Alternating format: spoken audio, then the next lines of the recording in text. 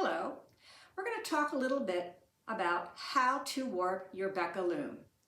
To begin with, let's talk about the kinds of yarn that work well with each one of these different size reeds. If you have purchased a 12-dent reed, I would suggest using something the size of 5/2 cotton or wool or anything about that thickness. If you've gotten a 10-dent reed, I would suggest using 5/2 cotton or maybe something similar, wool, linen, acrylic, doesn't matter, but about that weight. And then if you've gotten the 8-dent reed, I would suggest using some cotton that's even heavier. And this happens to be some 8/8 cotton or maybe some nice heavy wool, because you want to be able to get it through the slot as well as the hole every other one. These are rigid Heddle looms, very small rigid Heddle looms, and warping them is very similar to warping a regular rigid Heddle loom. So what I'm going to do is get started. First of all, you'll need a warping peg or something like that, and I use a C-clamp. I'm going to clamp it to a bench, and then I'm going to start warping the loom. As well as most of the Beka looms, 2 yards is about what you want to warp it with. You might be able to get 3 on it, but I really suggest at least 2 to get started. So I'm going to set up this area momentarily, and we're going to focus down on the table.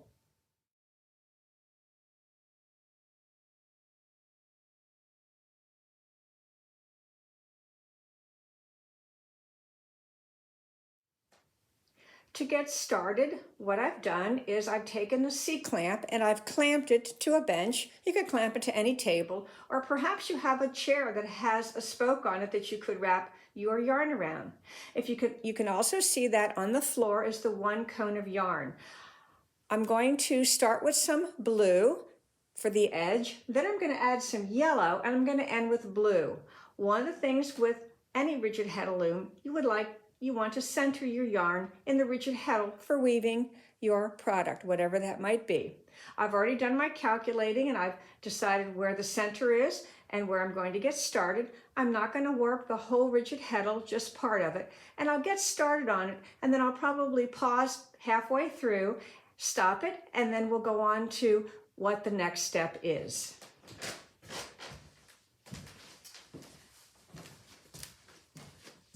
So now I'm going to take the blue, and what I'm going to do is I'm going to take it through one of the slots here.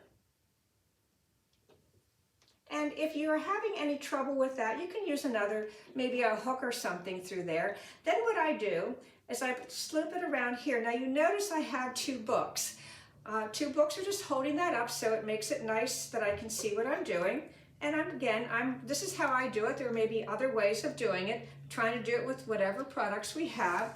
So what I'm going to do is come back and I'm going to wrap around the peg again and come back through, and I'm going to go through the next slot. Again, depending on how many slots you're using, you start wherever it is that you want to. So I have the 2nd slot. I'm going to bring that back out. Sometimes things do get a little out of whack here. And I'm going to bring this through, hold it back.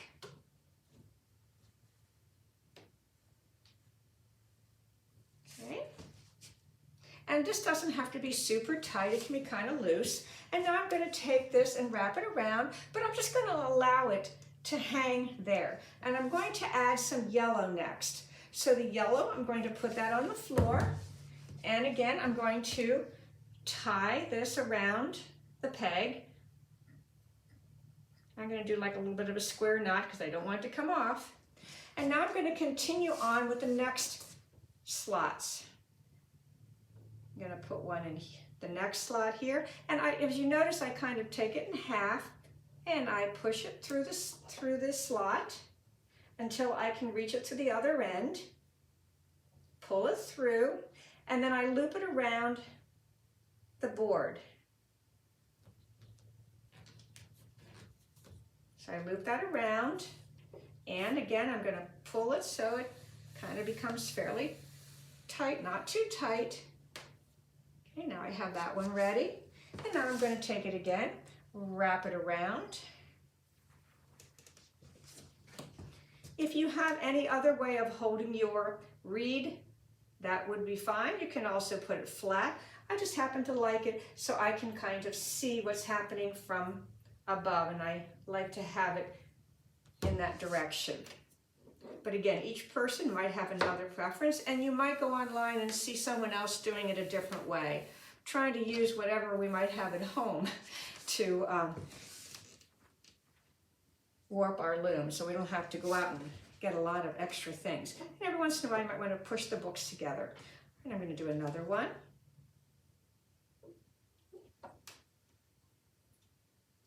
And I'll do a little close-up in a moment here. Let me wrap this around.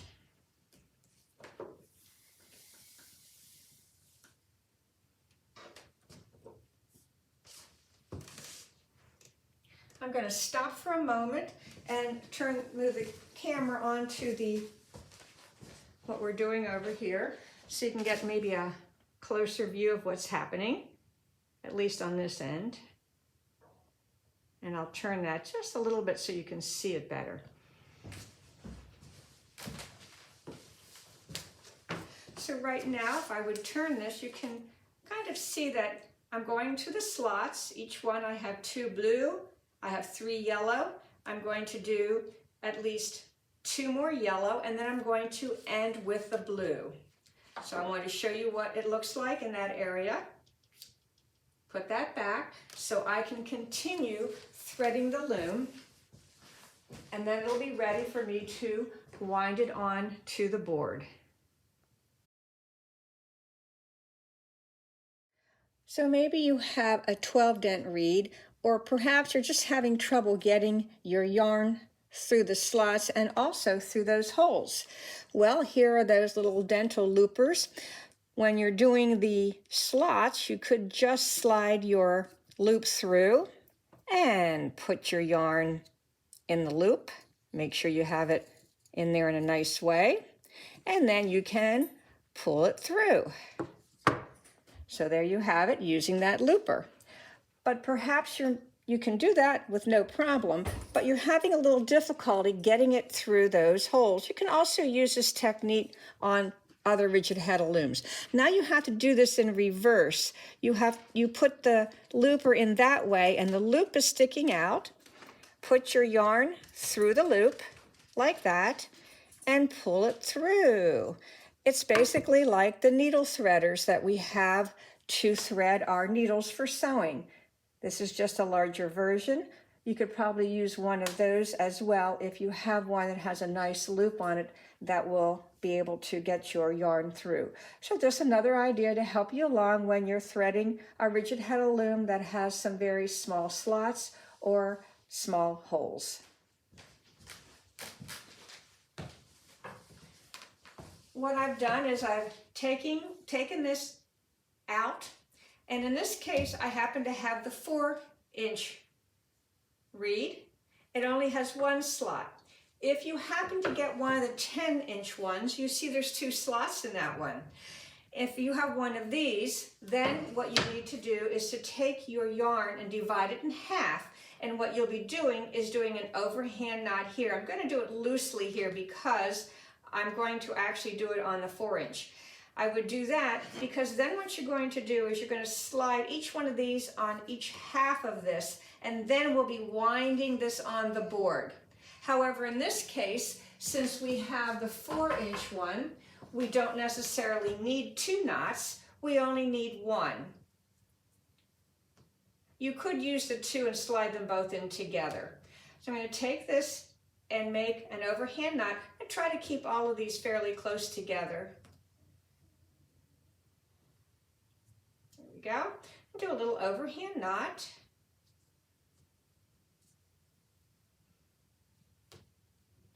Then I'm going to take my board, slide that through, and they made that indented so the knot would go in there and lay fairly flat. So what the next step will be is to lay this down, and then I'm going to be continually moving it and putting it into that place. I'm going to loosen the end over here.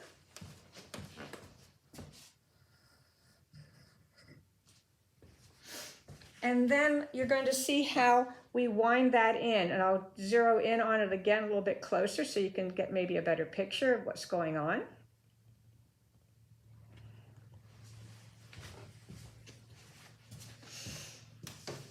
All right, so now what I'm going to do is wind it, and I'm using my hand to kind of give a little tension. Gonna flip it around, bring it down again. Again, my hands, a little tension on there, wrap it around. This is also a little tension on the small rigid heddle. Flip it over. You notice I'm also trying to keep it all even. And I'm going to use this. If it gets a little knotted, you kind of comb it out. And the rigid heddle is like a big comb, basically. So you bring it out.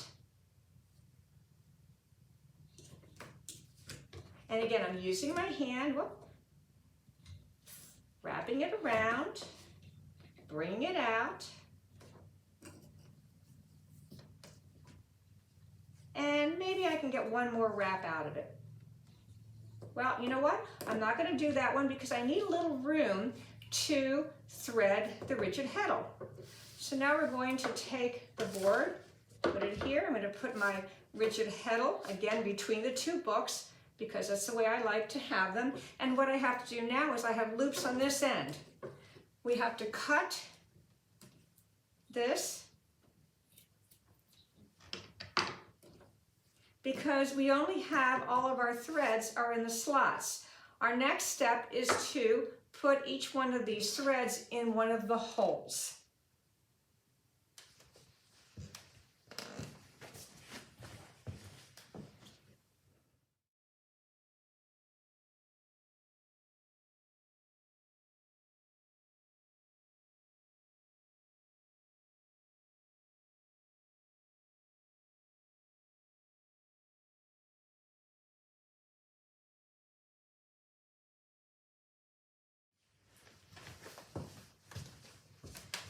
So I'm going to hold on to this piece here, and I'm holding all, but I'm going to pull one thread from there, and then that one thread, I'm going to take it and put it through the hole.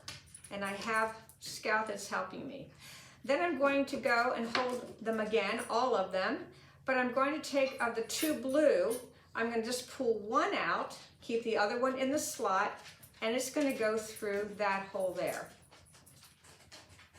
Again, I'm going to hold on to it. Now I'm on the yellow, but I'm only going to pull off one of the threads off the yellow and put the other one in the hole.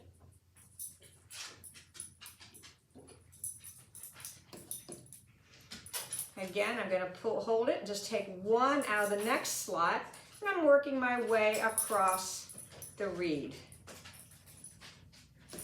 Now you could also use one of those dental loopers as a threading device to slide it through and kind of hook it through. I've done that before. And you can also do the old wet the end and slide it through and get it through that way. So I'll continue with this until I get to the end. And then I'll show you what you do next, how you get this onto your loom.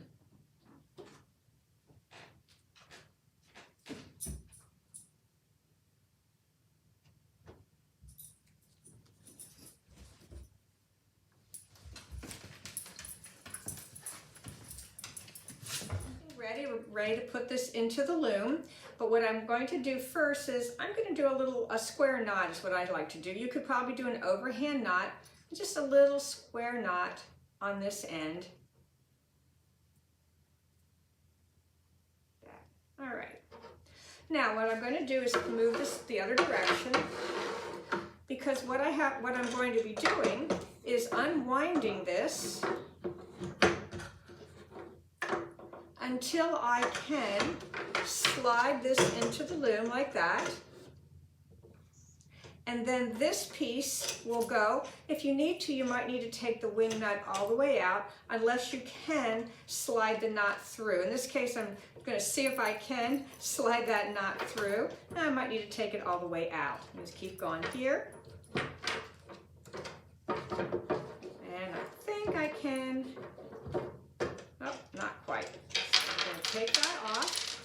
slide it through here,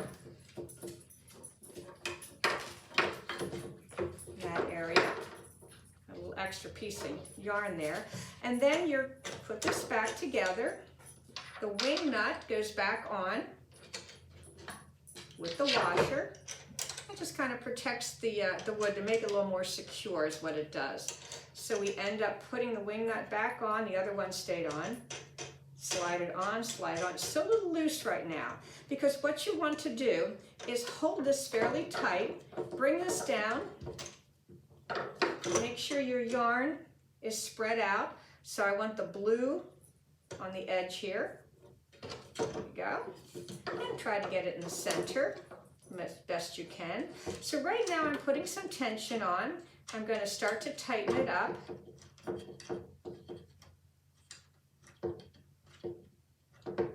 Same thing on the other side. I'm holding this pretty tight.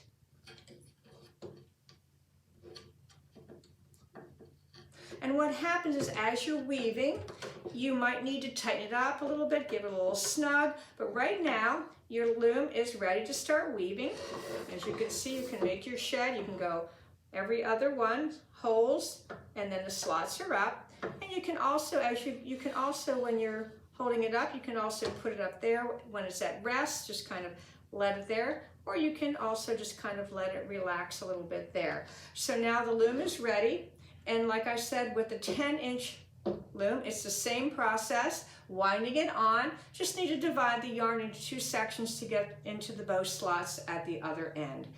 This is, right now I have it so I can make narrow bands. You could thread all the way across and you could weave something the same width, and you can use this as the beater, or you can use the little stick shuttle that comes along with it to do your weaving. Taking that, and you can use that as the beater, depending on the kind of weaving you are planning on doing.